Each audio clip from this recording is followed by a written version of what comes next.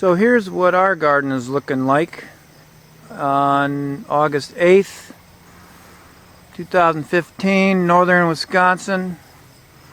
We've taken a lot of stuff out. We're putting some new things in. Things like the asparagus here is just resting until next spring. It's looking pretty lush. Over here we have some really great production of sun gold tomatoes and peppers. We've been selling these babies to our local food co-op in town. There they are, looking good.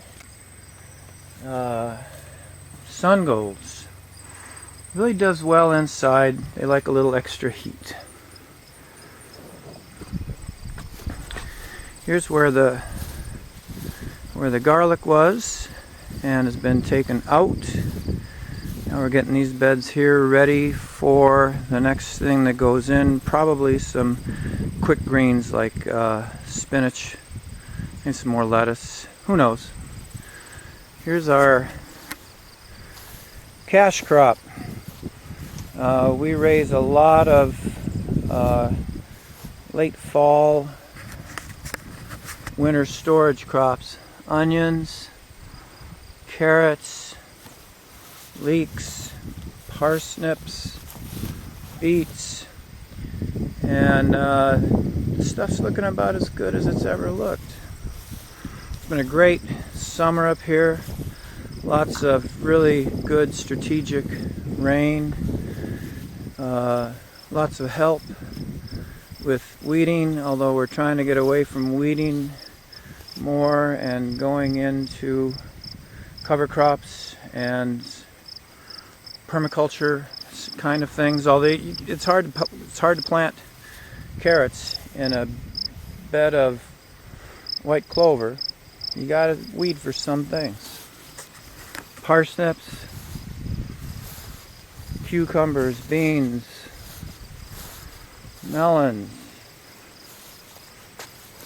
I'm making my way back to my favorite corner of the garden. It's about a 2-acre garden. Here we're preparing a little PT fertilizer to put on some leeks that still have a ways to go. Some other things out here, the parsnips. These are Yukon Golds. The red potatoes are in another part of the garden. We've been digging them up and selling them. Here's where the pigs live. We've got about 2 acres out here. The pigs get a quarter of it. A quarter of it is in green cover. A quarter of it, not quite, is in potatoes. There's some more asparagus. And then a quarter of it is garden. We change the rotation every year. Pigs are doing great. They've got some wonderful pasture back here that we put in for them. A lot of clover, some grass.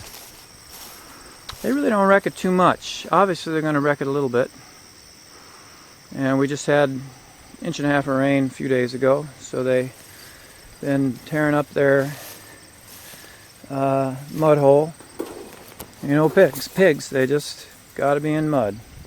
This is their temporary little house that we move around the pasture. This thing's been with us for 7 years now. It takes a lot of abuse. Keeps on ticking. Gives them shade. Gives them scratching post. And speaking of them, here they are. Hey you guys, what's going on?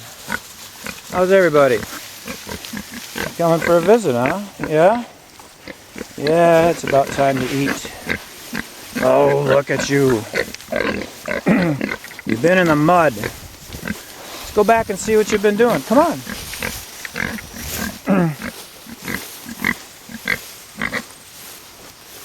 You guys have been busy today.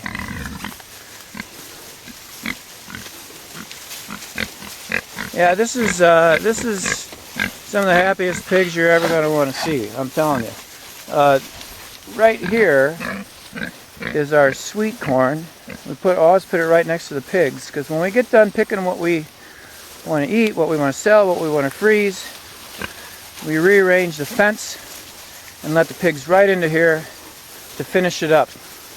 And they literally take it down to nothing. I threw a couple of stalks in today that had been broken off in some big wind, and they just devoured them. They love it back here in the afternoon. It's a little shadier. You can see there's just a great stand of clover back here. So there's plenty to eat. There's plenty to root.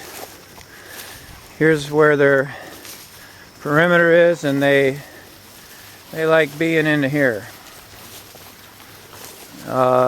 In just a little bit, we're going to extend the fence back into the woods, give them access to, I don't know, 2-3 acres where there's some nice stands of oak, so they'll be getting acorns.